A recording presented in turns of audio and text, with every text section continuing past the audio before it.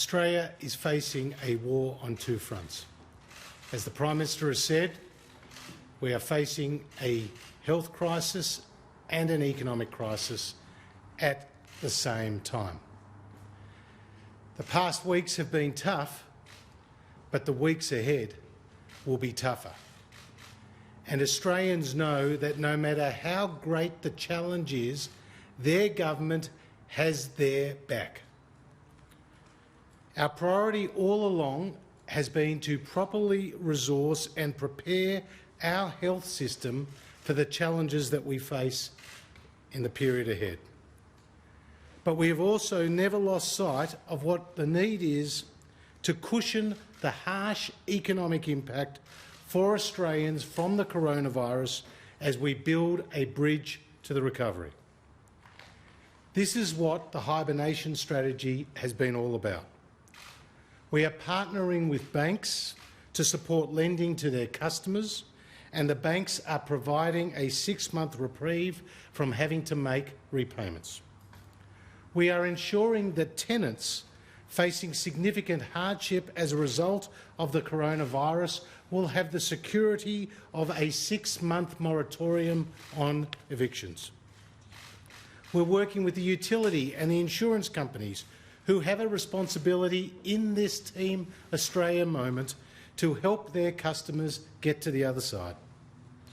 But most importantly of all, we have been focused on keeping Australians in jobs and Australian businesses in business. This has seen the government join with the banks to provide loans of up to $250,000. And as the Prime Minister referred to our earlier packages, we are providing cash payments of up to $100,000 to small and medium-sized enterprises. Where people have tragically lost their job, we've effectively doubled the safety net with the new Job Seeker coronavirus supplement. But today we go further, we go much further.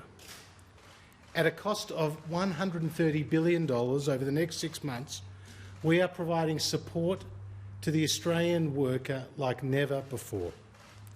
Extraordinary times call for extraordinary measures, and this new $1,500 a fortnight JobKeeper payment will provide job security at a time when it's needed most. This payment will give working Australians their best chance of keeping their job and keeping them connected to their employers so that they can bounce back in the recovery phase. This $1,500 payment is a flat payment, as the Prime Minister said, and is the equivalent of around 70% of the median wage and represents about 100% of the median wage in those sectors most heavily impacted by the coronavirus, like retail, like hospitality and tourism. It will be available to full and part-time workers, sole traders, and in the case of casuals, to those who have been with their employer for 12 months or more.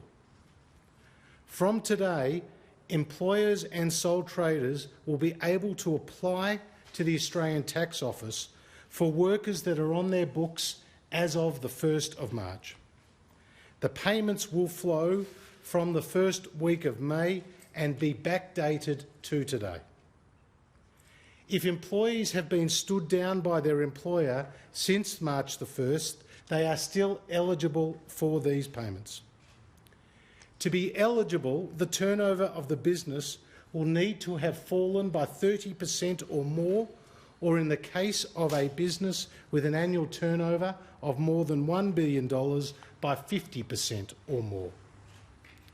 Our wage subsidy scheme for Australia is unlike those announced by other nations.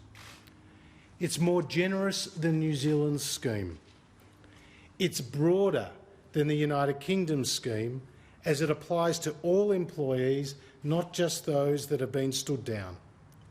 And it's available to all eligible firms, not just small businesses, as is the case with the Canadian scheme.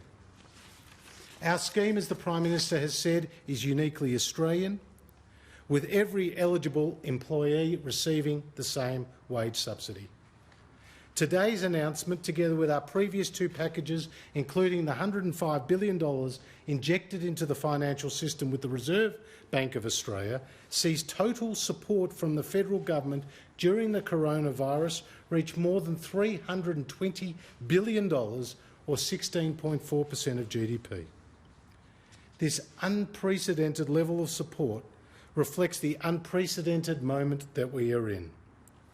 And the announcement today is the means by which Australians can get to the other side of this coronavirus crisis.